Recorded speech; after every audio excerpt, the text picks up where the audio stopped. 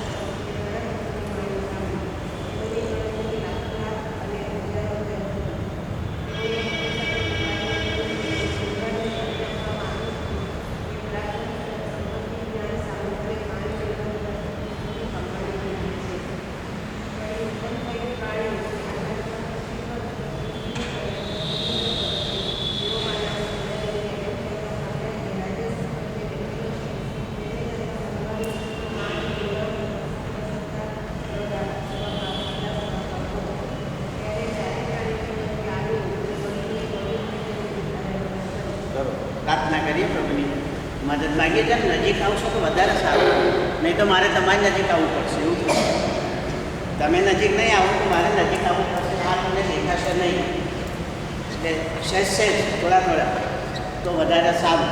અહીંયા શીખવું હોય તો ખાઓ, નહીં તો અઘરું પડશે. આપણે પ્રભુની પાસે જવા માટે નિર્માણ થયા છે, દૂર રહેવા માટે નહીં. આ મગજમાં રાખજો. સારું, પ્રાર્થના કરીએ. પવિત્ર અને જીવતા પ્રભુ, ફરી એકવાર અમે તમારો આભાર માનતા ચરણોમાં આવ્યા છીએ.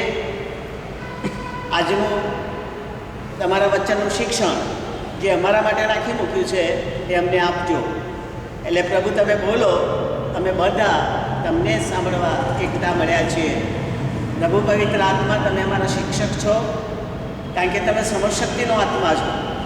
તમે અમારી પર આવો અને અમને સમજ આપો.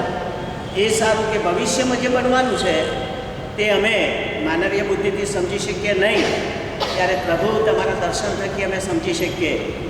આજે આ ક્ષણે જેઓ આ ઘરમાં બેઠા છે તે સર્વને સ્વીકારી લો. જેઓ આવી રહ્યા છે તેમને દોરી લાવો, અને જેઓ આવી શકતા નથી તેમના રસ્તા પાદરા કરો, કારણ કે તમારા સિવાય બીજો કોઈ રસ્તો આ જગત પર નથી. અમારા પ્રભુ, સ્થળ, સંગત અને સમયને તમે આશીર્વાદિત કરો. ઈસુ પ્રભુમાં અમારી પ્રાર્થના સાંભળીને માન્ય કરો. આમીન. આજનું શિક્ષણ તો અગત્યનું છે.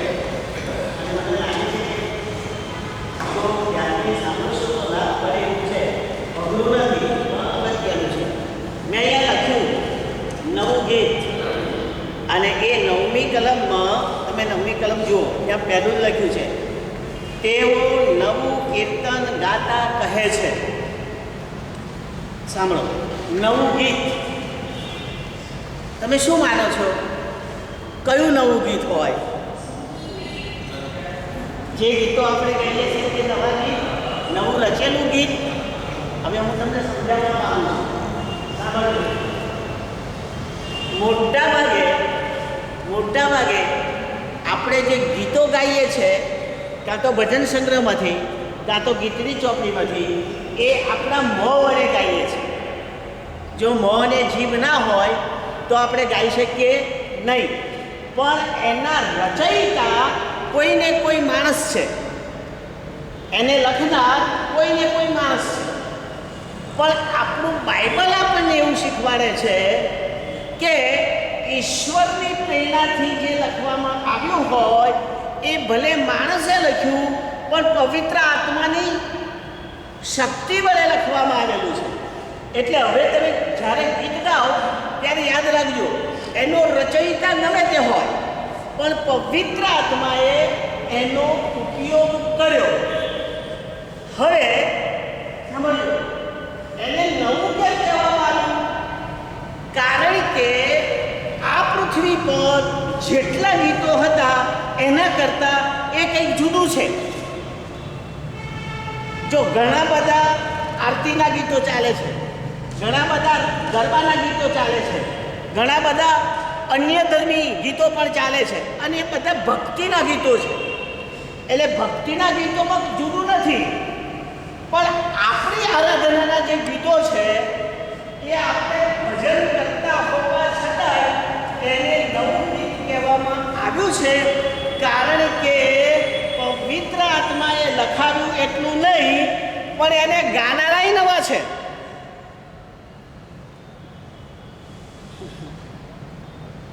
હું નવો જન્મ પામ્યો ના હોઉં તોય ગીત તો ગાઈ શકું, કારણ કે ગીતની ચોપડીમાં મને આવડે છે. હું નાનપણથી ગાતો આવ્યો છું, પણ એ નવું ગીત નથી, કારણ કે હું જ નવો નથી. જ્યાં સુધી હું નવો ના બનું ત્યાં સુધી નવું ગીત ગાઈ શકું નહીં. અને એટલે આ નવા ગીતની અંદર વ્યક્તિનો નવો જન્મ આવી જાય છે. આ બહુ સમજો.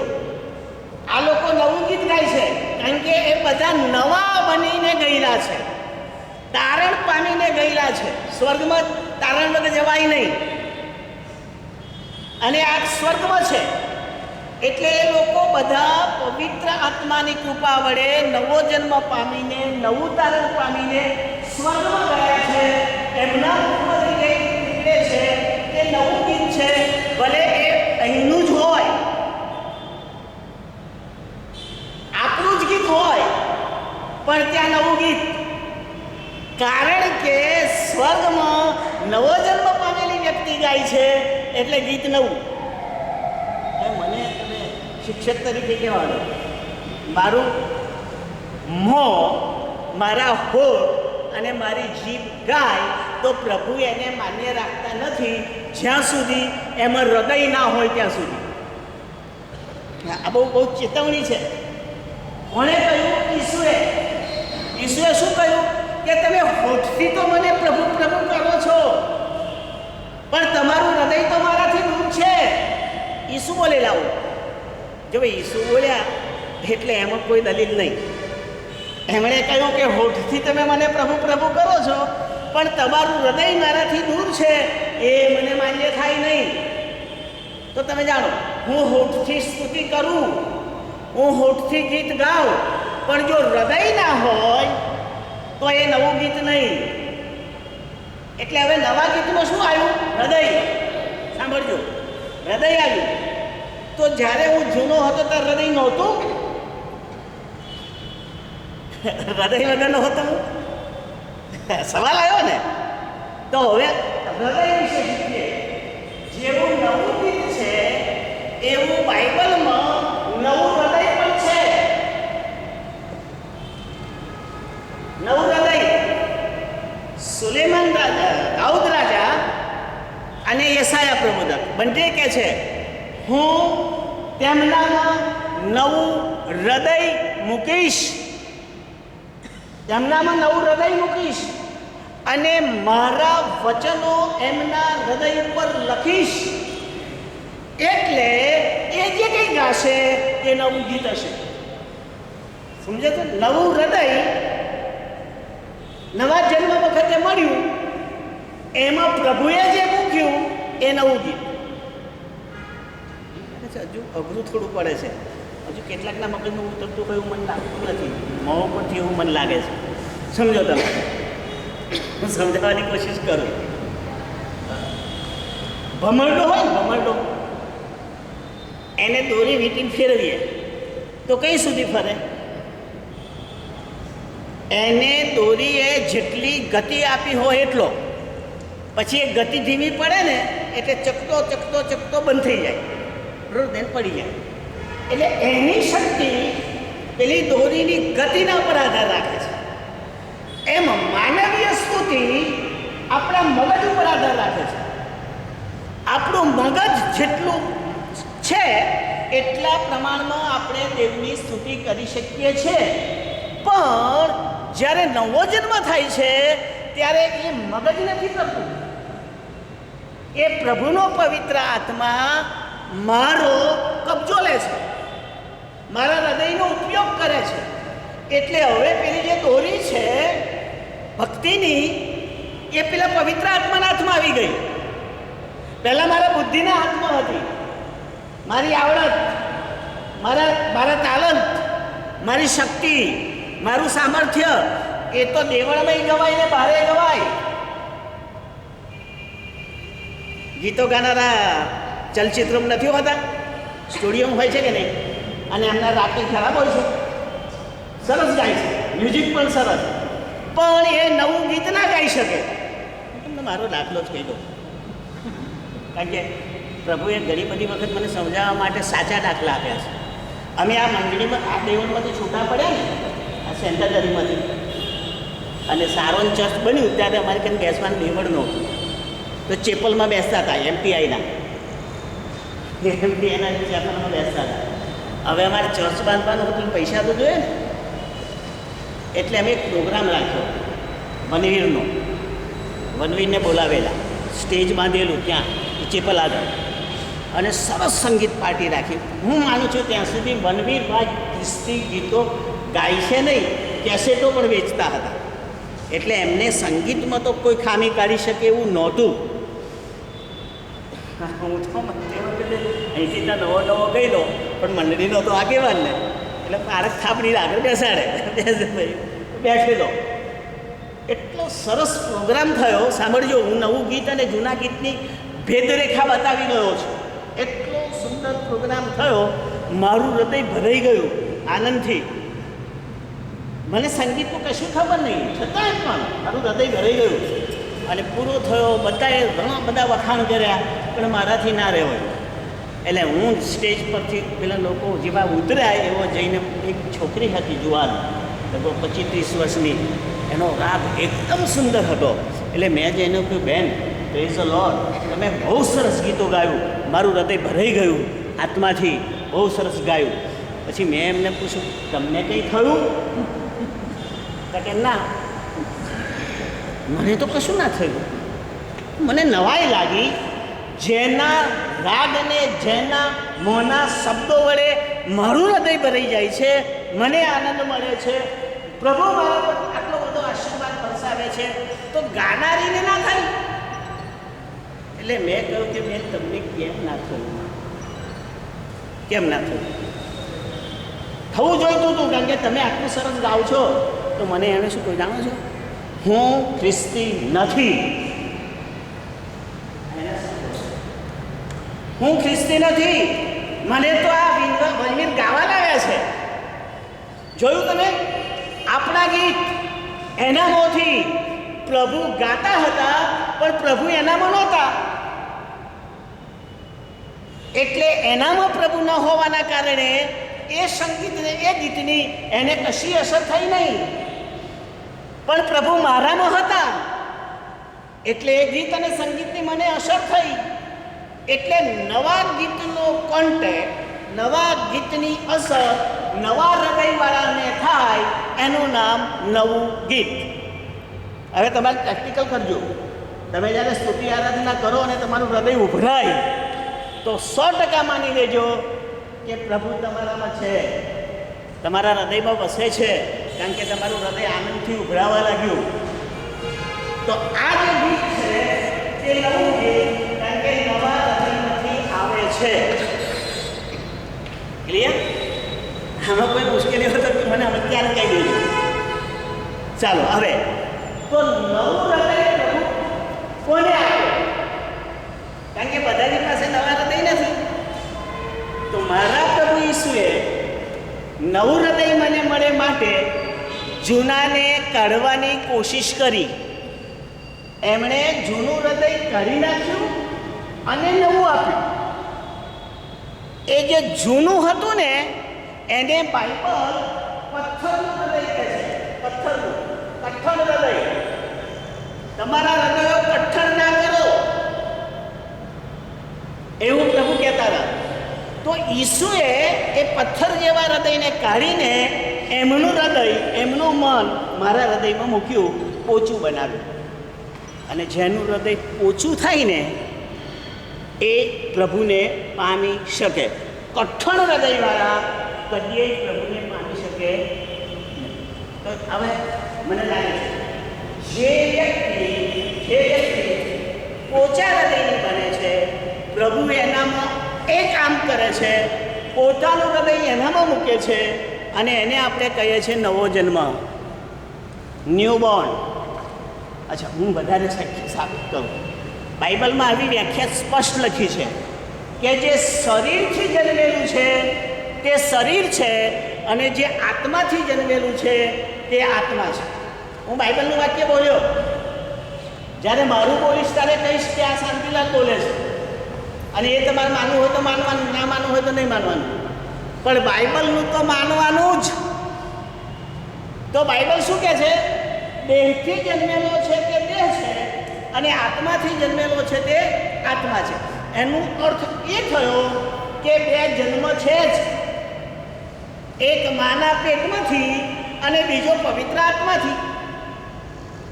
તો પવિત્ર આત્મા આ કામ કરે છે, મારું કઠણ હૃદય ભાગી નાખે છે અને ઈસુનું હૃદય મારામાં મૂકે છે.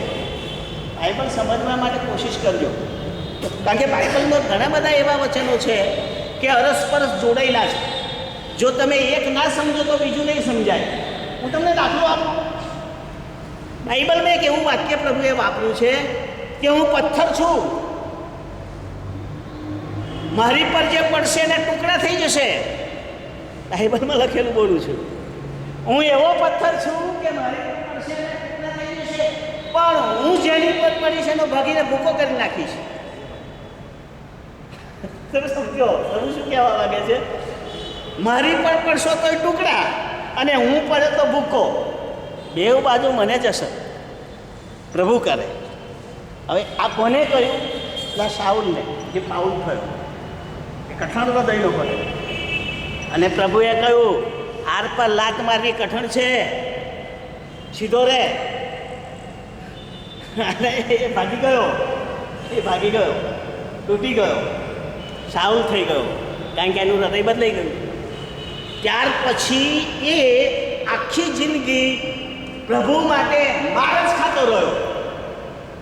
એના જેટલો માર કોઈ શિષ્ય ખાધો નથી.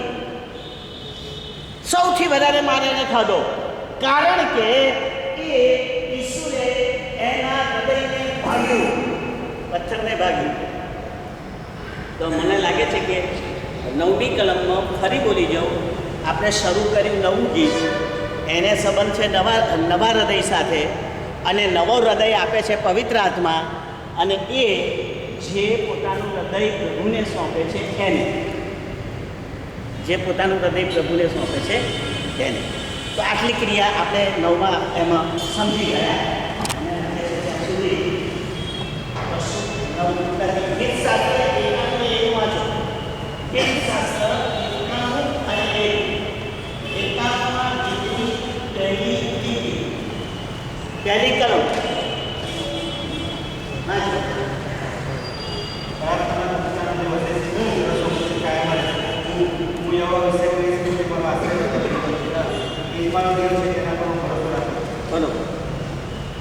91 ને વેરી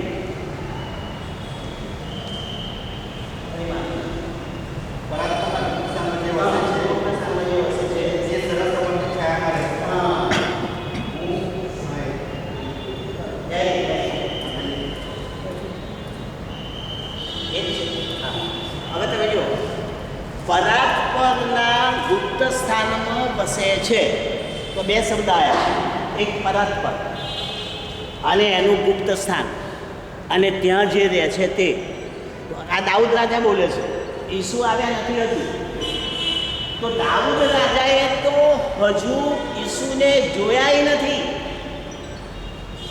એણે યહોવાનો અનુભવ પણ દ્રશ્ય રીતે નથી કર્યો, તો પણ એને પરાત્પર કહે છે. પરાત્પર એટલે ઉચ્ચ સ્થાન,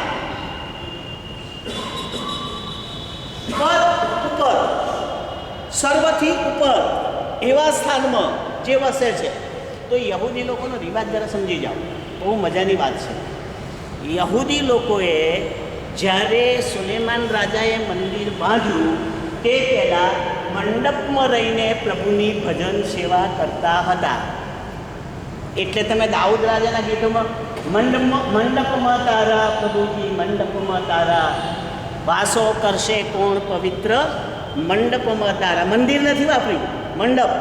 કારણ કે મંડપ એ પરાક્રમનું ઘર, યહોવાનું ઘર મંડપ. કારણ કે યહોવાએ વચન આપેલું કે તું મંડપ બાંધ અને એના અંદરના ભાગમાં હું રહીશ અને તને દોરીશ. પ્રભુએ કહ્યું મંડપ બાંધ્યો એણે કયા પ્રમાણે, અને વાદળું આવ્યું અને વાદળામાં પરમેશ્વર એટલે પરાત્પર દેવ આવીને રહેવા લાગ્યા. આ દાઉદ રાજા જાણે છે. એટલે દાઉદ રાજા શું કહે છે? પરાત્પરના ગુપ્ત સ્થાનોમાં, ગુપ્ત એટલે કોઈ નથી જોયા તેવા. કારણ કે ત્રીજા ખંડમાં કોઈને જવાની મંજૂરી નહોતી, કોઈ ના જઈ શકે ત્યાં, જાય તો મરી જાય. દેવ હતા ત્યાં. હવે મારો વિષય બદલાઈ જાય છે ને, તો હું તમને 1 કલાક સુધી એને સમજાવી શકું કે કેમ આવું હતું. અત્યારે મારે આ શીખવું છે. તો પરાત્પર એટલે દેવ જે સૌથી ઊંચા રહે છે એ અત્યારે ગુપ્ત છે, ગુપ્ત છે. પણ એની પાસે જે રહે છે એટલે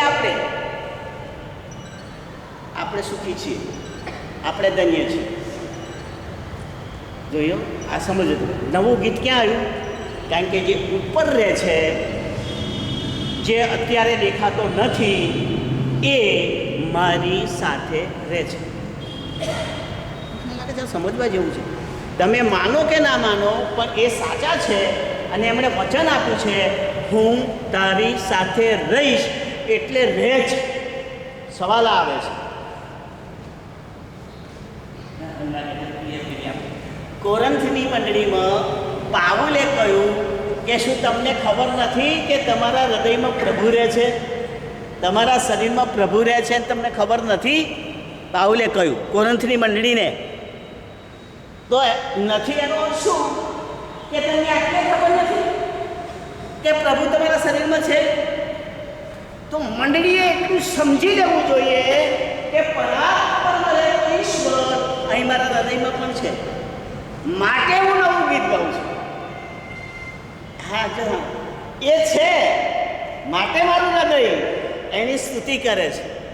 અને એ ન હોય અને મારું સ્તુતિ કરે તો એ અભિનય કહેવાય, એક્ટિંગ કહેવાય. પ્રભુ એને સ્તુતિ ના માને. હું નહોતો સમજતો, પણ દિલીપ કુમારે એક પિક્ચરમાં આરતી ગઈ ત્યારે મને ખબર પડી. કારણ કે દિલીપ કુમાર તો મુસલમાન, એ મૂર્તિ પૂજામાં માને નહીં, પણ સરસ મજાની આરતી ગઈ. કોઈ બ્રાહ્મણ પૂજારી ગાતો હોય એવી. મારા મગજમાં થયું કે આ માણસ આ આરતી ગાય છે તે ખરેખર આરતી છે કે ગીત છે? તો આરતીનું જ ગીત હતું, પણ એક મુસલમાન ગાતો. તમે માનો છો?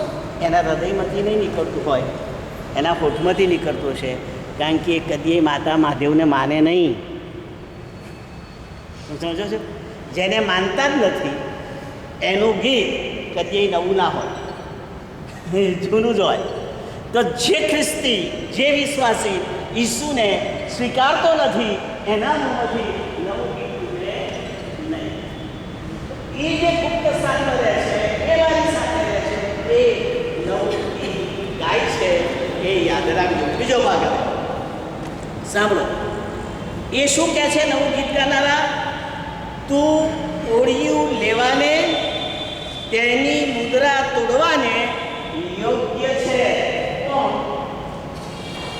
યોગ્ય છે? બોલો. પેલું હલવાન કહે છે તું યોગ્ય છે.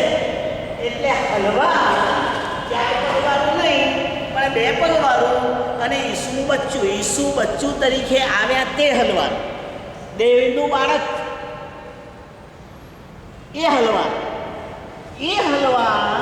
મુદ્રા તોડવાને યોગ્ય છે એવું ગીત, એ નવું ગીત.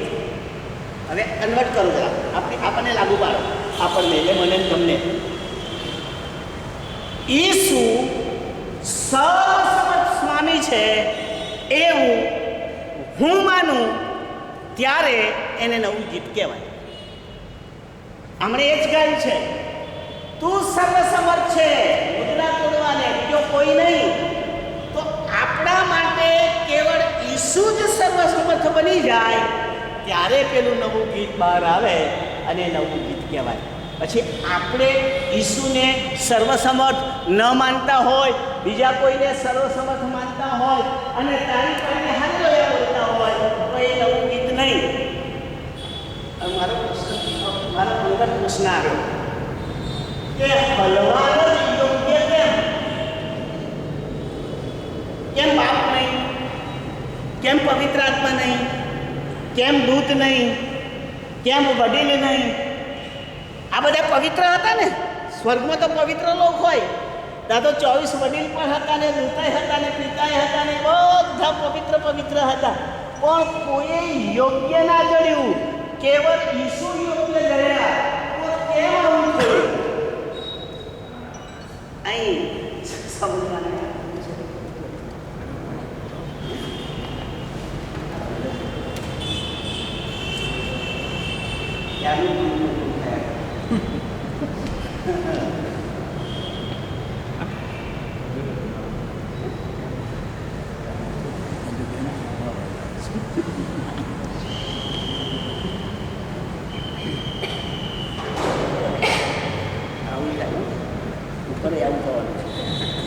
મને એવું લાગે છે ત્યાં આપણને સીધા તો કોઈ નહીં જવા દે, અઘરું તો પડવાનું જ છે, આવું થવાનું જ છે. હલવાન યોગ્ય કેમ એ એના પછીની કલમમાં આવે છે, પણ હું એને જરા સમજાવી દઉં. પરમેશ્વર પિતા, પવિત્ર આત્મા કે સર્વદૂતોમાંનો કોઈ પણ એ ઓળિયું ઉઘાડવાને સમર્થ નહોતો એમ બાઇબલમાં લખેલું છે. કોઈ યોગ્ય નહોતો. તો રડ્યો યોહાન કે પ્રભુ આ તો તમારાથી નથી ઉઘડતું, દૂતોથી નહીં, કોઈ નહીં. ત્યારે પ્રભુએ દૂત મોકલીને કહ્યું કે પેલાને છાનો રાખ અને કહે કે રડીશ નહીં. જો પેલા રાજ્યાસનની નીચે છે એ યોગ્ય છે. પછી એને જેવું રાજ્યાસની આમ જોયું તો ત્યાં તો હલવાન જોયું, એટલે પછી ઓળખાણ આપી કે હલવાન કોણ? તો જે મારી નખાયેલું હતું તે હલવાન. અને હું માનું છું આ બધામાં ઈસુનું મરણ એને યોગ્યતા આપે છે. જો ઈસુ મરે નહીં તો ઈસુ દેવ તો હતા જ, એ દેવદૂતની સામર્થ્યવાન તો હતા જ, પણ મને બચાવી શકે નહીં. મને બચાવવા માટે એમણે મરવું પડે અને એ કેવળ હલવાન જ મળ્યું માટે એને પરમેશ્વરે યોગ્ય ગણ્યું. કોઈ દૂત કોઈના માટે મર્યો નથી, ખુદ દેવ પણ મારા માટે મર્યા નથી. મારા માટે કેવળ ઈસુ જ દેહ ધારણ કરીને આવ્યા અને પોતાનું લોહી આપીને મને બચાવ્યો. આ યાદ રાખજો, તો આગળ સમજાશે, નહીં તો નહીં સમજાય. આગળ છે, જુઓ. શું લખ્યું છે સાંભળો. હા, એ હોળી લેવાને તથા મુકલા તોડવાને યોગ્ય છે એવું ગીત ગાતા હતા. પછી લખ્યું છે કેમ કે, જોયું, કેમ યોગ્ય છે? કેમ કે તેને મારી નાખવામાં આવ્યો હતો ને તારા રક્તથી દેવને સારું સર્વકુળ ભાષા અને પ્રજાના દેશોના લોકોને વેચાતા લીધા. મને વેચાતા લીધા? સર્વકુળ, સર્વ જાતિ, સર્વ માણસોને વેચાતા લીધા. શાનાથી વેચાતા લીધા? તો ડોલરથી, પાઉન્ડથી, રક્તથી. તો હવે રક્તથી કોની પાસેથી લીધા હોય? આ બધું જાણવાનું. કોની પાસેથી રક્તથી એને વેચાતા લીધા? તો હું તમને એ આજે સમજાવવા માગું છું. મહેરબાની કરીને સમજી જજો. આ પૃથ્વીના સર્વ માણસો બંધનમાં હતા, ગુલામગીરીમાં હતા. કોઈ એને છોડાવી શકે એમ નહોતું. કેમ? કારણ કે પાપની ગુલામીમાં મરણને આધી સર્વ જીવ હતા. એટલે મારે પાપનો મુસારો મરણ, અને મેં પાપ કર્યું એટલે મારે મરવાનું. એટલે જે પાપનો દેવ હોય, જે મરણનો દેવ હોય, એ મને પકડે, એ મને ના છોડે. એટલે હવે જો મારે છૂટવું હોય તો જેણે મને પકડ્યો હોય એ કે એવું કરવું પડે. દાખલા તરીકે જુઓ તમે, આશીષે મને પકડાવ્યો, તો હવે મારે છૂટવું હોય તો આશીષ કે એવું મારે કરવું પડે ને. એ કે આટલું પૂરો છૂટી જશે, તો હું એ ભરું તો છૂટી જવાય. જેના દાસત્વમાં, જેના ગુલામ તરીકે આપણે ગયા, એના હાથમાંથી છોડાવવા માટે ઈસુએ કશુંક કર્યું. તો હવે શું થયું સાંભળો. એ હતો શૈતાન, અને શૈતાને પાપ કરાવ્યું, અને પાપની એક જ શિક્ષા હતી, મરણ. કાયદા પ્રમાણે પાપ કરે એટલે મરે, અને મરણનો દેવ શૈતાન. યાદ રાખજો, મરણ શૈતાન લાવે છે, ઈસુ નહીં. ઈસુ જીવન આપવા માટે આવ્યા, નાશ કરવા માટે નહીં. શૈતાન નાશ કરવા આવ્યો, મારવા માટે આવ્યો. એટલે શૈતાન મને મરણમાં લઈ ગયો. હવે ઈસુ શૈતાનને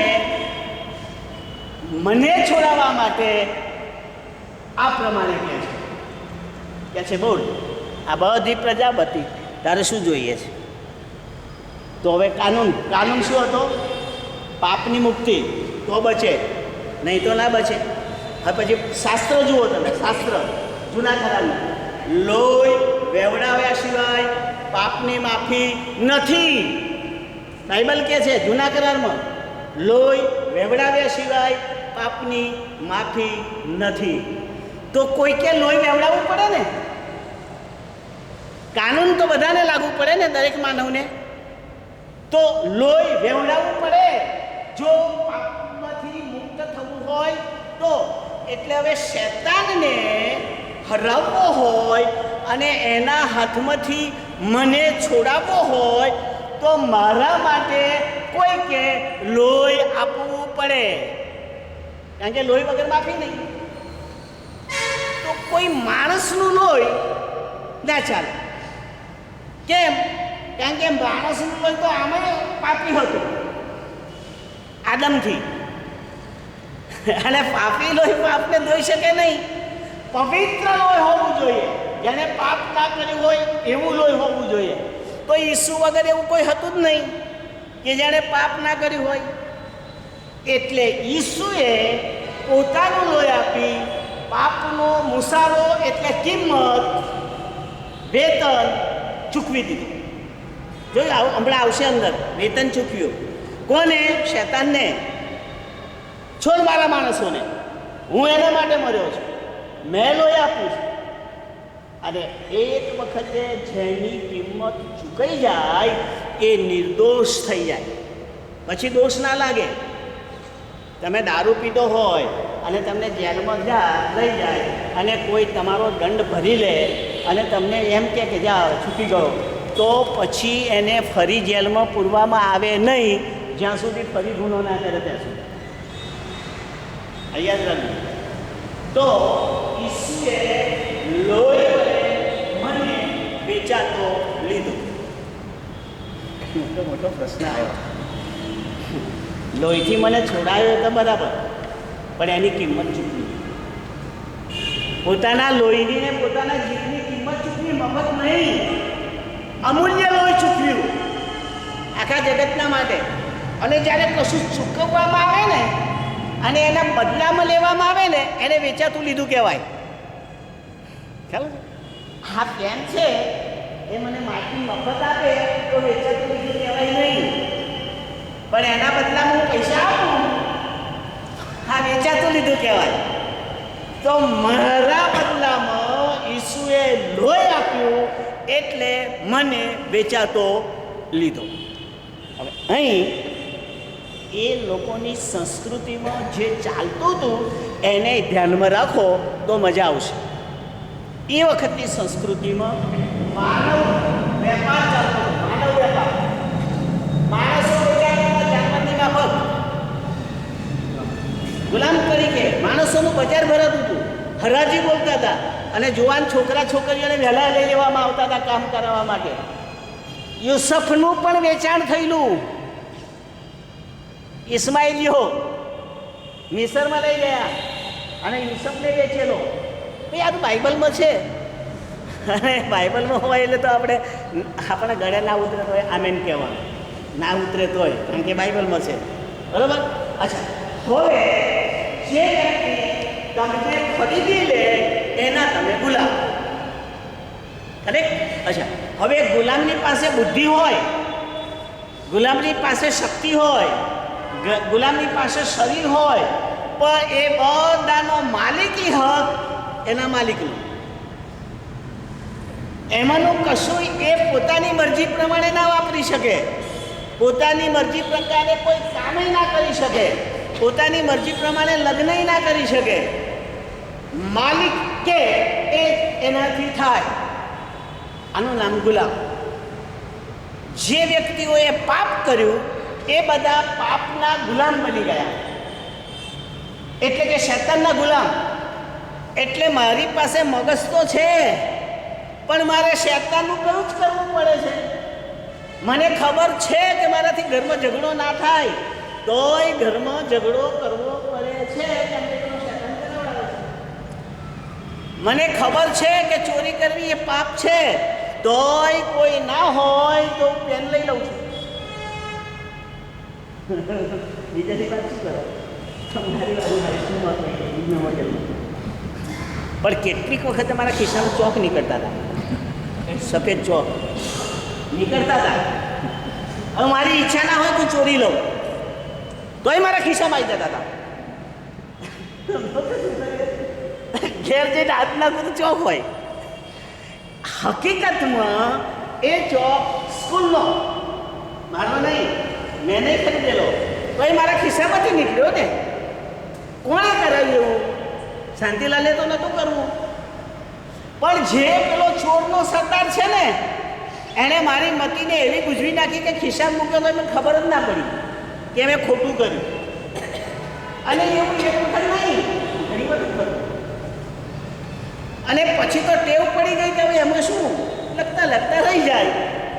શૈતાને આવું જ જોઈએ છે, તમને પાપ કરાવીને બાંધી દે અને પછી એવા રીઢા બનાવી દે કે તમને પાપ જ ના દેખાય, કર્યું હોય તોય.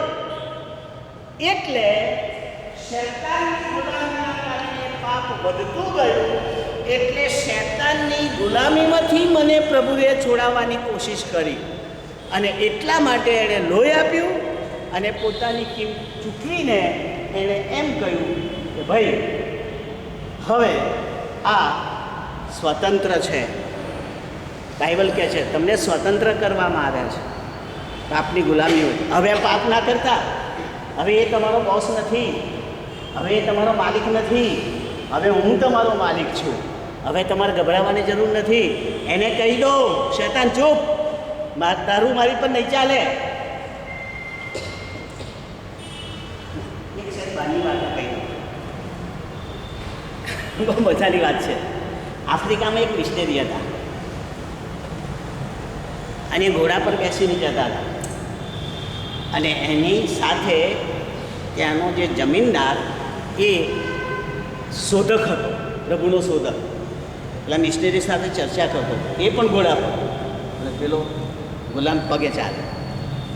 ઘોડો દોડે તો દોડવું પડે. જોયું? બે પેલા એના માલિક પણ ઘોડા પર, મિશનરી પણ ઘોડા પર. પેલો દોડતો થાકી જાય, વળી દોડવું. પછી મિશનરીએ વિચાર કર્યો કે આપણે આનાથી દોડાતું નથી, દોડવું પડે છે, અને આ શોધક છે અને મારી પાસે આવ્યો છે તો હું એની કરતી આને વેચાતો રહી. એટલે પેલા શોધકને શું કહ્યું કે ભાઈ તમે આ ગુલામ કેટલામાં વેચાતો લીધેલો? કે આટલા રૂપિયા. તો કે હું તમને એ રૂપિયા આપી દઉં તો મને આપી દેશો? તો પેલો કે લઈ જાઓ ને. આમે મારું માનતો નથી, આમે મારા કામમાં તો આવતો નથી, મને મારા પૈસા મળે તો છૂટો, તમે લઈ જાઓ. એટલે એમણે પૈસા આપી દીધા. એટલે પેલા માલિક પાસેથી પેલા ગુલામને ખરીદી લીધો. સાંભળો, એટલે એ કોનો ગુલામ બન્યો? હવે પહેલાંના બદલે મિશનરીનો. બરાબર? સાંભળો, ઈસુએ શું કર્યું છે હું તમને બતાવું છું. એ હવે મિશનરીનો ગુલામ. હવે એણે મિશનરીના કહેવા પ્રમાણે કરવું જોઈએ ને, પણ મિશનરીએ શું કહ્યું? હું હવે તને સ્વતંત્ર મૂકી દઉં છું, જા અને તને જે ગમે એ કર, જ્યાં રહેવું હોય ત્યાં રહે, તું તારે સુખેથી જીવ, હું તને ગુલામ રાખતો નથી. જોયું તમે શું થયું? એ ગુલામીમાંથી છોડાવ્યો અને પછી સ્વતંત્ર કર્યો. જાણો છો કે અઠવાડિયા સુધી સ્વતંત્ર રહ્યો ને પછી એ માણસ પાછો મિશનરી પાસે આવ્યો અને હાથ જોડીને કહે છે તમે મને ભલે સ્વતંત્ર કર્યો પણ હું હવેથી સ્વૈચ્છિક રીતે તમારો ગુલામ. હવે તમે કહેશો એવું જ કરીશ, કારણ કે મને તો ટેવ પડી ગઈ છે કોઈ કહે એવું જ કરવાની. મને મારી રીતે જીવતા જ આવડતું નથી. આખી જિંદગી બીજાનું કહેલું જ કર્યું છે, એટલે હવે હું તમારો ગુલામ, તમે મને કહો એ કરો. મિશનરી સમજી ગયા કે હવે આ રાજી ખુશીથી ગુલામ થાય છે, એટલે પેલા શેઠને જે હેરાન કરતો એવું મન નહીં કરે. પેલા શેઠને હેરાન કરતો હતો એક કમનનો, એવું નહીં કરે. એટલે એને એ તાલીમ આપી અને પોતાની સાથે સુવાર્તા પ્રચારના કામમાં ઢોક્યો. અને તમે જાણો છો મિશનરી કરતાં વધારે સુવાર્તા પ્રચારમાં એ ઉપયોગી બન્યું. અને મિશનરી જ્યારે ગયેલો થયો ત્યારે કહ્યું કે આ ભવિષ્યનો મહાન સુવાર્તિક થશે. મહાન સુવાર્તિક હતો ગુલામ, એણે છોડાવ્યો, સ્વતંત્રતા આપી અને સ્વતંત્રતા આપ્યા હોતી સ્વૈચ્છિક ગુલામ બની ગયો અને એણે પ્રભુનું કામ સ્વૈચ્છિક કર્યું. તમે ને હું શૈતાનની ગુલામીમાંથી છૂટ્યા છે, પણ ઈસુએ કહ્યું તમે સ્વતંત્ર છો, પણ સ્વતંત્ર હોવા છતાંય આપણે ઈસુના ગુલામ હોવા જોઈએ, ઈસુના કહેવા પ્રમાણે કરવું જોઈએ. ખ્યાલ આવ્યો? સ્વતંત્રતા આપી પણ સ્વચ્છંદતા ના આવે. અને મંડળીમાં આ શીખવા જેવું છે કે પાપની ગુલામીમાંથી છોડાવેલો માણસ ઈસુની ગુલામીમાં જાય છે, પણ સ્વૈચ્છિક, બળજબરી નહીં. એ રાજી ખુશીથી તાબે થાય છે, રાજી ખુશીથી પ્રભુનું કયું કરે છે અને એ વધારે સારું કરે છે. આગળ જોઈએ તો ગુલામીમાંથી એમણે છોડાવ્યા. આજે પૂરું કરી નાખીએ ઝટઝટ. 10મી કલમ. અને અમારા દેવને સારું, સાંભળજો, અને અમારા દેવને સારું તેમને સાંભળ તેમને એટલે તમને ને મને તેમને રાજ્ય તથા યાજકો કર્યા છે. આ બીજા શબ્દ આવ્યા. રાજ્ય અને યાજક. રાજ્ય કોને કહેવાય? બાઇબલમાં બે રાજ્ય બતાવ્યા છે, આકાશનું રાજ્ય અને દેવનું રાજ્ય. પણ એ બેમાંથી એકેયમાં કોઈ દેશનું નામ નથી કે અમેરિકાનું કે ઇંગ્લેન્ડનું કે ભારતનું કે પાકિસ્તાનનું કે ચીનનું. કયું રાજ્ય આ બેમાં આવે? કશું જ નથી. માત્ર બે જ શબ્દ છે, આકાશનું રાજ્ય અને દેવનું રાજ્ય. એટલે હવે આપણે વિચારવાનું રહ્યું. શું વિચારવાનું રહ્યું? કે રાજ્ય છે શું? જેમાં મને યાજક બનાવ્યો, જેમાં મને રાજ્ય બનાવ્યો, હું રાજ્ય બન્યો, હું યાજક બન્યો, તો એ છે શું? તો હવે સમજી લો. ઈસુ જ્યારે રાજ્યની વાત કરે, આકાશના રાજ્યની કે દેવના રાજ્યની, ત્યારે એ ભૌતિક રાજ્ય ના હોય, કોઈ પ્રદેશનું રાજ્ય ના હોય, સમજો, કોઈ દેશનું રાજ્ય ના હોય. હું કેમ કહું છું? કારણ કે ઈસુને પ્રશ્ન કરવામાં આવ્યો કે તું રાજા છે? ત્યારે ઈસુએ કહ્યું કે હા છું. એટલે બીજો પ્રશ્ન આવ્યો કે કયા રાજ્ય? એટલે ઈસુએ તરત જ ચોખવટ કરી. શું કરી? મારું રાજ્ય આ જગતનું નથી, મારું રાજ્ય આ પૃથ્વી પરનું નથી. તો મારું રાજ્ય, હું રાજા છું, મારું રાજ્ય છે, પણ મારું રાજ્ય આકાશનું રાજ્ય છે, આ પૃથ્વી પરનું નહીં. ઈસુએ કે એ પ્રમાણે કહ્યું. તો હવે આજે એ સમજી લો. હું શિક્ષક તરીકે આટલું સમજ્યો છું, તમારે માનવું હોય તો માનજો કે રાજ્ય એ પ્રદેશવાદ ન હોય, પણ કાનૂનવાદ હોય, નિયમવાદ હોય. જે નિયમ જે પ્રદેશમાં, જેના નિયમ જે પ્રદેશમાં ચાલે, એ પ્રદેશના લોકો એનું રાજ્ય કહેવાય. જો સમજો, અત્યારે મોદી સરકાર છે ને, એટલે ભારતનું બંધારણ મોદી સરકાર ચલાવે છે. તો એ મોદી સરકારનું રાજ્ય ક્યાં કહેવાય? જ્યાં કોઈ પણ ભારતીય રહેતો હોય તે. ખ્યાલ આવ્યો? અહીંયા કોઈ અમેરિકન રહેતો હોય કે કોઈ ઇંગ્લેન્ડનો રહેતો હોય તો એ મોદી રાજ્યનો ના ગણાય. કારણ કે એ કાનૂન તો પાડે છે દેશનો, પણ એ ફરજિયાત પાડવું પડે છે, છૂટકો નથી. અહીં રહે છે એટલા માટે. પણ ખરેખર તો એ એના દેશના રાજ્યના કાયદા પ્રમાણે બંધાયેલો છે. તો ઈસુ એ કહેવા માગે છે કે આકાશનું એટલે દેવનું રાજ્ય, એટલે હું જે કાયદા કાનૂન આપું છું એ કાયદા કાનૂન પાડનારા આખી દુનિયાના લોકો એ મારું રાજ્ય. થાય એમ બધા દેશ આવી ગયા ને, બધી જાતિ આવી ગઈ ને, બધી કોમ આવી ગઈ ને, હમણાં બધા રાજ્ય, બધી કોમ, બધી પ્રજા આવી ગઈ. ઈસુના કાયદા કાનૂન એટલે બાઇબલ, એ જ્યાં લોકો પાડે છે, એને સ્વીકારે છે, એને આધીન થાય છે, તે દેવનું રાજ્ય. તો તમે આવ્યા કે નહીં? હવે આવે. અત્યાર સુધી મગજમાં નહોતું ઉતરતું કે આપણે દેવનું રાજ્ય કેવી રીતે, પણ આપણે ઈસુ મારફતે દેવના કાનૂનને સ્વીકારીએ છીએ, વિશ્વાસથી માનીએ છીએ અને એ પ્રમાણે જીવવાની કોશિશ કરીએ છીએ. એટલે આપણે દેવનું રાજ્ય બનીએ છીએ. તો સેક્રેટરી મેથોડિસ્ટ ચર્ચ કોનું રાજ્ય? હું તો એ સાથે કોનું રાજ્ય કહેવાય? ઈસુનું. કારણ કે ઈસુએ મંડળીને સ્થાપી. તમે તમારી જાતને બહાર રાખતા હોય તો જુદી વાત છે. હું તો ચોખ્ખું કહું છું, જે કોઈ ઈસુને પ્રભુ તરીકે સ્વીકારે છે એ આ પૃથ્વીની કોઈ પણ મંડળીનો સભ્ય હોય, દેવના રાજ્યમાં આવી જાય.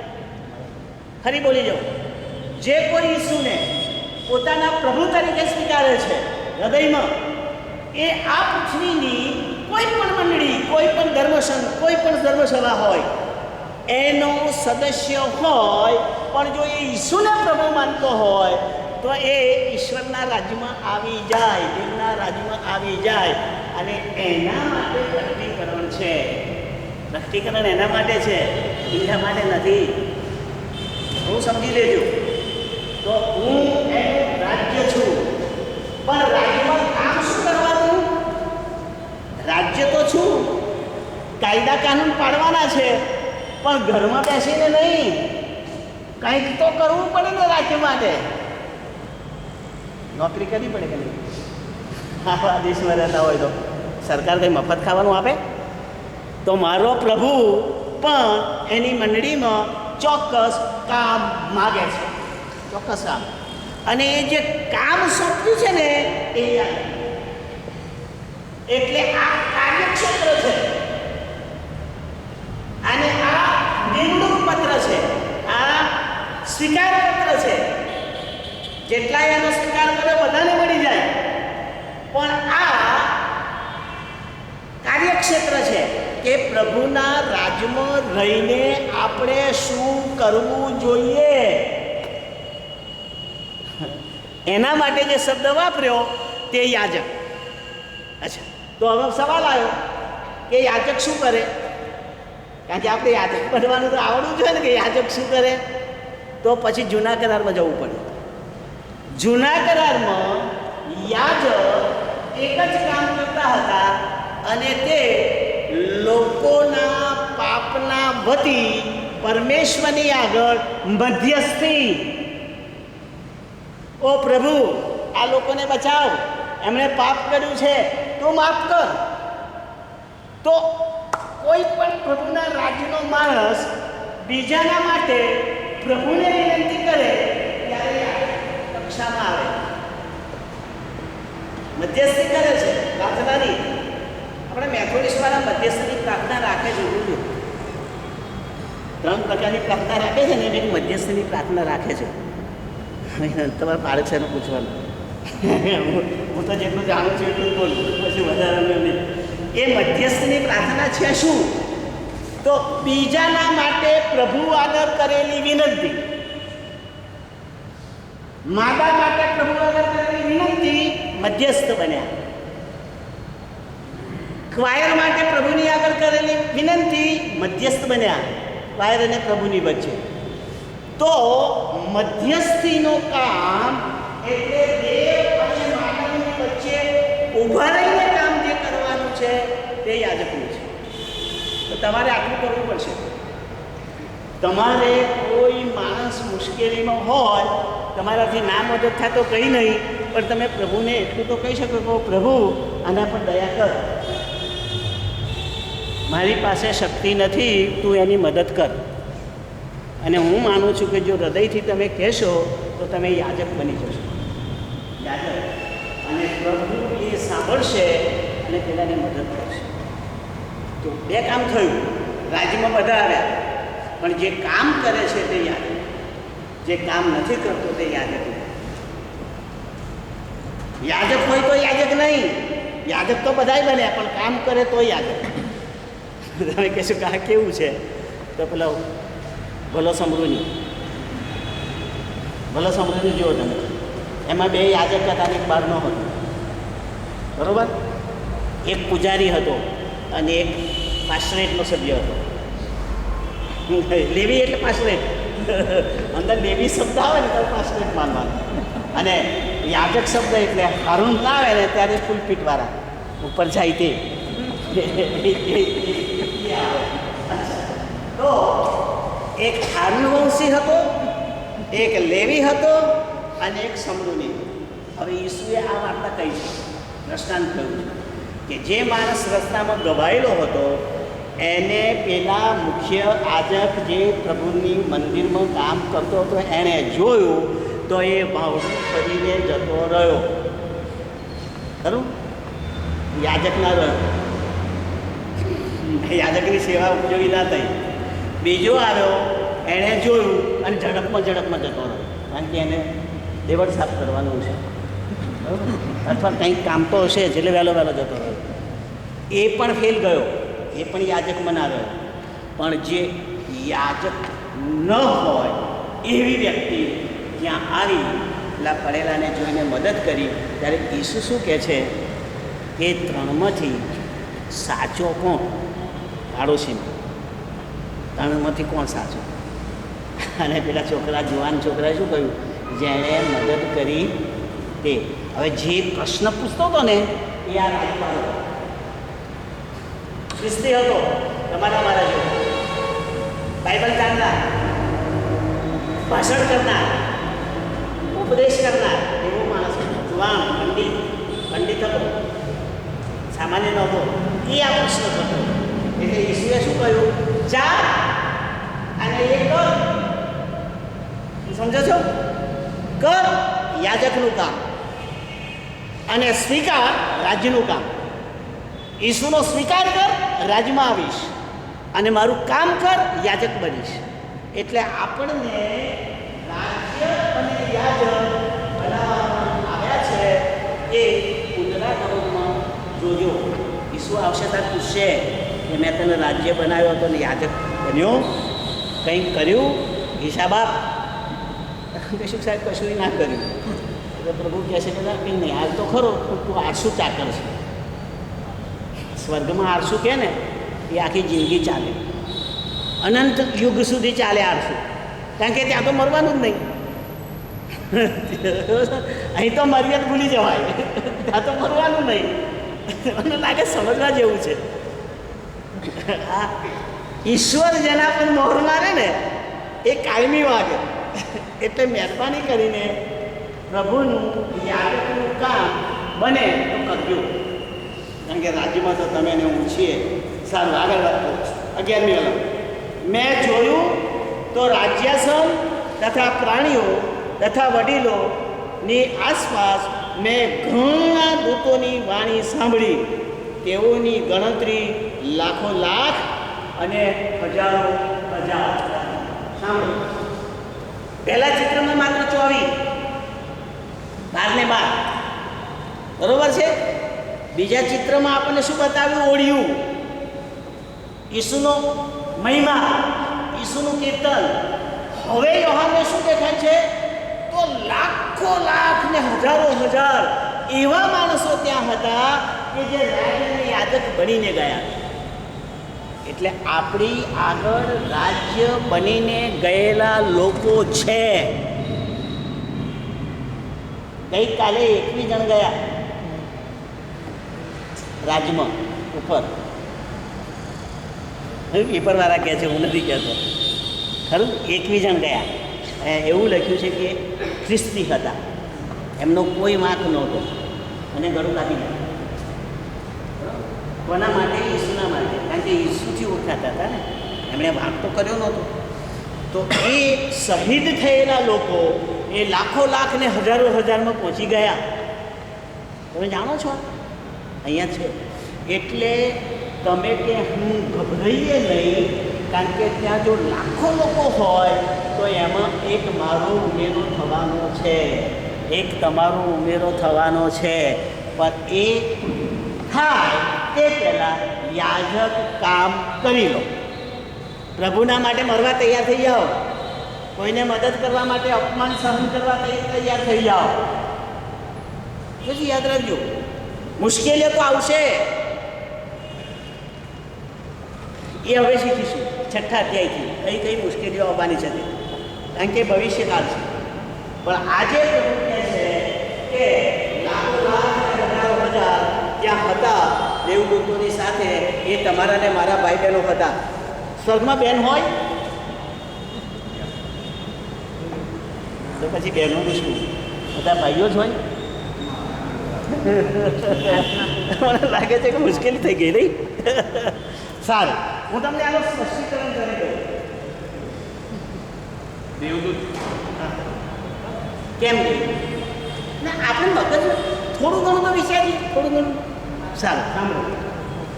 ઈશ્વરે પુરુષ અને સ્ત્રી બનાવ્યા તે પહેલાં ઉત્પત્તિમાં આવું લખેલું છે. જોજો, વાંચજો. આપણે આપણી પ્રતિમા પ્રમાણે માણસ બનાવી. પુરુષ સ્ત્રી નથી લખ્યું. અને માણસમાં પુરુષ ને સ્ત્રી આવે છે ને, કે ખાલી પુરુષ જ માણસ? કેવું માણસ? પુરુષ અને સ્ત્રી બંને માણસ. એટલે ઈશ્વરે માણસ બનાવ્યું, એમાં પુરુષ અને સ્ત્રી બંનેની ગણના આવી ગઈ. બરોબર, સમજી લેજો. હવે એ જે માણસ બન્યું એને રહેવા માટે ઘર જોઈએ. રેશામાં એટલે માટીનું ઘર બનાવ્યું, માટીમાંથી ઘર બનાવ્યું, પૂતળું બનાવ્યું, અને એમાં પેલા માણસને મૂક્યું શ્વાસ વડે, પોતાના શ્વાસ વડે એમાં મૂક્યું. અને જેવું મૂક્યું એવું પેલું ઘર હાલતું ચાલતું થઈ ગયું. પણ કોના કારણે? અંદર રહે છે એના કારણે. અંદર માણસ સજીવ બન્યું. કોણ? માણસ સજીવ બન્યું, આદમ નહીં. આદમ પછી આવે છે. માનવ સજીવ પ્રાણી બન્યું. એટલે એમાં બેવ આવ્યા કે નહીં? પુરુષ ને સ્ત્રી આવે કે નહીં? માણસમાં બેવ આવે. તમે સ્ત્રીઓને માણસ નહીં માનતા? શું માનો? કાયદાકીય રીતે તો માણસ જ કહેવાય. બરોબર? એટલે ઈશ્વરે જે બનાવ્યા એમાં પુરુષ અને સ્ત્રી બંનેનો ભાગ આ શરીરમાં. હવે સવાલ આવ્યો કે આ બેને સેપરેટ ક્યારે કર્યા? આ બેને જુદા ક્યારે કર્યા? આ ત્રીજા અધ્યાયમાં આવ્યું. ત્રીજા અધ્યાયમાં જ્યારે પ્રભુને ખબર પડી કે આદમ એટલો રેત સારું લાગતું નથી, આ માણસ એટલો રેત સારું લાગતું નથી, તો હું એનામાંથી એના જેવું બીજું બનાવી દઉં, અલગ એના જેવું જ. એમાંથી મને બહુ વિચાર આવે છે. તમને આવે છે કે નહીં ખબર નહીં. આદમ પવિત્ર હતો, ફળ ખાતો હતો, મજાથી રહેતો હતો, માદો નહોતો પડતો, માથું નહોતું દુખતું, કોઈ તકલીફ નહીં. ત્યારે પછી એ એકલો રહે એ પ્રભુને કેમ ના ગમે? એને કદી ફરિયાદ નહીં કરી પ્રભુને, હું એકલો છું, મને નથી ગમતું, એવું નથી કહ્યું. તો પણ પ્રભુને એવું કેમ લાગ્યું કે આદમ એકલો રહે બરાબર નથી? એવું પ્રભુને કેમ લાગ્યું? કારણ સમજો, કારણ એ પ્રભુના આશીર્વાદમાં આવે છે. પ્રભુના આશીર્વાદમાં. કારણ કે પ્રભુ ઈચ્છતા હતા કે એકલો માણસ નહીં, બહુ બધા માણસો મારી ભક્તિ કરે, બહુ બધા માણસો મારી સ્તુતિ કરે, બહુ બધા મારા મિત્રો બને, બહુ બધા મારી સાથે રહે. આ પ્રભુની ઈચ્છા હતી. પણ એ બહુ થાય કેવી રીતે? બહુ થવા માટે કશું જોઈએ ને. એટલે પ્રભુએ વિચાર કર્યો કે હું એક પછી એ બનાવું તો મારો વંશ વધે. એટલે વંશ ઉત્પત્તિ માટે પરમેશ્વરે આદમને ઊંઘમાં નાખ્યો, એના શરીરમાંથી માણસ બીજું બનાવ્યું. હતા તો નર ને નારી બેવ, પણ એને જુદું બનાવ્યું. એટલે એનું નામ નારી પડ્યું, કારણ કે નર્મથી લેવામાં આવી. જો નર્મથી લેવામાં આવી માટે નારી, અને પછી નામ પાડ્યું ભાઈ તારું નામ આદમ ને તારું નામ હવા. ખ્યાલ? હવે એ આપણા પૂર્વજ, પહેલા બાપ ને પહેલી માં, આપણા બધાની, ખ્રિસ્તી ને બિન ખ્રિસ્તી બધાની, વિશ્વાસી ને અવિશ્વાસી બધાની, એ પહેલી માં અને પહેલો બાપ. હવે સમજો છો હું જે કહેવા માગું છું તે? તો ઈશ્વરે આદમમાં બંનેને મૂક્યા. એટલે ઈશ્વરના તો બેવ સંતાન કહેવાય, નર અને નારી. તો વંશ ઉત્પત્તિ માટે બે શરીર, નર અને નારી. પણ દેવના માટે એક જ, મારું સંતાન. તમે સમજો? એટલે પૃથ્વી ઉપર સ્ત્રી હોય કે પૃથ્વી પર પુરુષ હોય, એ વંશ ઉત્પત્તિ માટે નર નારી ગણાય, દેવની નજરમાં તો એ દેવનો દીકરો જ ગણાય. ત્યાં દીકરી શબ્દ નહીં આવે. એટલે બહેનોને પણ દેવના દીકરાના અધિકારમાં ગણવામાં આવ્યા છે. હવે જ્યારે સ્વર્ગમાં હોઈશું ને ત્યારે ત્યાં કોઈ નરે નહીં અને કોઈ નારીએ નહીં. બધા દેવદૂત, બધા દેવદૂત. અને દેવદૂતની કોઈ જાતિ કે લિંગ હોતું નથી. બધા આવી ગયા કે ના આવી ગયા? પુરુષ અને સ્ત્રી બધા આવી ગયા. જે પ્રભુની રચના છે એ સ્વર્ગમાં ફરી આવી. જે પ્રભુએ બનાવ્યું હતું એ સ્વર્ગમાં એના સંતાન તરીકે ઊભું રહ્યું. એટલે વાલા ભાઈ બહેનો, મારા વાઈફે જ્યારે જીવતા હતા અને હું બાઇબલ શીખવતો હતો ત્યારે મને એક પ્રશ્ન કરેલો, બાઇબલ અભ્યાસમાં બહુ ગજબ પ્રશ્ન કરેલો. હું પણ એક વખત ધ્રુજી ગયો એવું. એ વાક્ય એવું હતું, બાઇબલમાં આવેલું, ભણાવતી હતું. એ વાક્ય આવું હતું કે સ્ત્રી પુત્ર જન્મથી તારણ પામશે, આવું વાક્ય હતું. તો ત્યાં જાહેરમાં તો મને કશું ના કહ્યું, બધાની વચ્ચે તો કશું ના કહ્યું. પણ હું ઘેર જતો તો મને કહે છે કે આપણું શું, મારું શું? કારણ કે મને બાળક નથી, અમારા સંતાન નહીં, તેનો પુત્ર જન્મે એ જ તારણ પામે એવું આવ્યું. એટલે એના મગજમાં બહુ મોટો આઘાત લાગ્યો. પછી મેં એને કહ્યું કે પછી એને પુત્ર નથી, પુત્રીઓ છે, એનું શું? બાળકો તો છે પણ પુત્રીઓ જ છે, પુત્રો તો છે નહીં, એનું શું? તું એનો જવાબ આપ, પછી હું એનો જવાબ આપું. એટલે મારા પતિ ગૂંચવાઈ ગયા. ગૂંચવાઈ એટલા માટે ગયા કે એવું સાચું હતું. બધી અંદર વાક્ય આવ્યું કે પુત્ર પ્રસવ વડે સ્ત્રી તારણ પામશે. બરોબર? તો જેને પુત્ર પ્રસવ નથી થયો એવી સ્ત્રી શું નાશમાં જાય? અને જેને બિલકુલ બાળકો નથી એ નાશમાં જાય? કોઈ જવાબ નહીં. 3 દાડા મારું માથું ખરું. પેલાનું શું, પેલાનું શું, પેલાનું શું? મેં હમણાં નહીં, આપણે ત્યાં મિટિંગમાં કહીશું. કારણ કે આ તો બધાને હશે. આપણે એક વખત બોલ્યા છે ને બધાને, તું તો મને પૂછવા બેઠી પણ કેટલાક તો નહીં પૂછવું હોય, એમના મગજમાં પૂછવાતું હશે. એટલે પછી બીજા અઠવાડિયે જ્યારે મિટિંગ થઈ ત્યારે મારે ખુલાસો કર્યો. શું ખુલાસો તો જાણો છો? બિલકુલ સહેલો, પણ સમજતા નહોતા.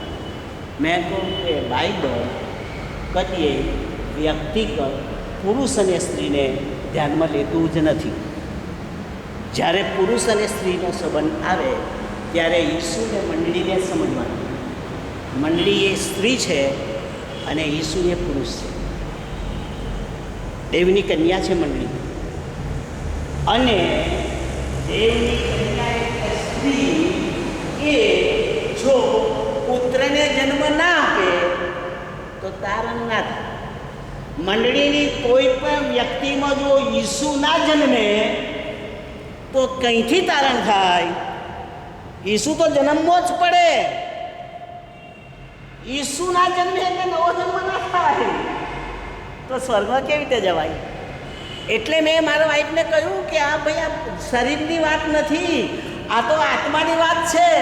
પ્રભુ ઈચ્છે છે કે સ્ત્રી એટલે મંડળી પુત્ર જન્મે એટલે ઈસુનો જન્મ ધારણ કરે તો એ ઈસુ દ્વારા તારણ બધાની ગૂંચ ઉકલી ગઈ. ત્યાર પછી કોઈએ મને કદી પૂછ્યું જ નહીં, કદીએ.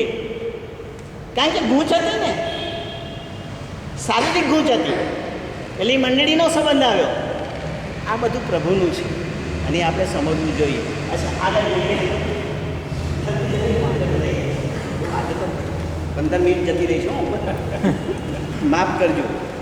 હું પૂરું જ કરી દઈશ આજે, ભલે 10 મિનિટ વધારે જાય. તેઓએ મોટે સાદે પોકારીને કહ્યું કે જે હલવાનને મારી નાખવામાં આવ્યું હતું ને પરાક્રમ, સંપત્તિ, જ્ઞાન, સામર્થ્ય, મહિમા, સ્તુતિ પામવાને યોગ્ય છે. આ લીટી કરજો. આ બધા શબ્દો યહોવા બાપ માટે વપરાયેલા શબ્દો છે. પરાક્રમ, સ્તુતિ, માન, ગૌરવ યહોવા માટે વપરાયેલા શબ્દો છે. અને અહીં કોના માટે વપરાયા? હલવાન માટે. અહીં હલવાન માટે વપરાયા. એટલે હવે તમે નક્કી કરી લો, બાપ અને પુત્ર એક કક્ષામાં છે, મહિમામાં, સ્તુતિમાં, માનમાં. સારું, આગળ વાંચીએ 13મી કલમ. વળી ઉત્પન્ન થયેલું પ્રાણી જે આકાશમાં, પૃથ્વી પર તથા પૃથ્વીની તળે તથા સમુદ્ર પર છે, તેઓમાંના સર્વને મેં એમ કહેતા સાંભળ્યા. આ બધા પ્રાણીઓ એટલે બધા જીવો, બધા પ્રભુના પેદા કરેલા જીવો, એ આકાશમાં હોય, પૃથ્વી પર હોય કે પૃથ્વીની નીચે હોય, બધા એને માન, ગૌરવ અને માન આપે છે. કારણ કે જેનું સર્જક હોય એને એ સર્જન માન આપે છે, કારણ કે એ બનાવનાર છે એટલે માન આપે. સારું, બસ પૂરું કરી દઈએ. સાંભળો છેલ્લી વાત. તેઓમાંના સર્વને મેં એમ કહેતા સાંભળ્યા કે રાજ્યાસન પર જે બેઠેલો છે તેને, એટલે પિતા, રાજ્યાસન પર પિતા બેઠા છે, તેને અને હલવાન બંનેને સ્તુતિ, સાંભળો, માન, મહિમા સદા સર્વકાળ હો. એટલે કક્ષા કોની આવી? દેવ અને હલવાન બંનેને સરખો અધિકાર છેલ્લે જોવા મળે છે. કોઈ ઊંચ નથી, કોઈ નીચ નથી, કોઈ ઊંચું નહીં, કોઈ નીચું નહીં, કોઈ મોટું નહીં, કોઈ નાનું નહીં, બધી સરખી સમાનતામાં પ્રભુ આપણી આગળ રજૂ કરે છે. બસ છેલ્લું ઉતાવળ એટલા માટે કરું છું, સમય થઈ ગયો છે. ત્યારે ચારે પ્રાણીઓએ કહ્યું કે આમીન. બધી સુવાર્તા કહે છે આમીન, બધા ખ્રિસ્તીઓ કહે છે આમીન, કારણ કે તમે સુવાર્તાના ભાગ્યા છો, તમે સુવાર્તાને માનનારા છો, એટલે તમારે કહેવાનું આમીન. ઈસુને મહિમા થાવ, જેવો દેવનો મહિમા એવો મારા ઈસુનો મહિમા, આમીન. અને વડીલોએ પગે પડીને તેની આરાધના કરી. એટલે જે આગળ એમને વચન કર્યું. હવે બહુ અગત્યની સૂચના સાંભળી લેજો. જો મંગળવારે મળવાનું ના થાય તો જ નહીં આવું, બાકી તો આવીશ. બીજી મિટિંગો હશે તો બંધ કરીને આવીશ. પણ 6થા અધ્યાયથી એક પછી એક પેલી મુદ્રા તૂટશે, અને જેમ જેમ મુદ્રા છૂટતી જશે એમ એમ ભવિષ્યકાળમાં શું બનવાનું છે તે ઉઘાડું થશે. એટલે બહુ અઘરું છે અને સમજવા જેવું છે. એટલે હવે ખરી મજા હવે આવશે, કારણ કે જેમ કોળિયું તૂટશે એમ અંદરથી શું નીકળે છે તે આવતા મંગળવારે જોઈશું. બરાબર, સમજવાને આપણી સાઈડ. Sir thank you.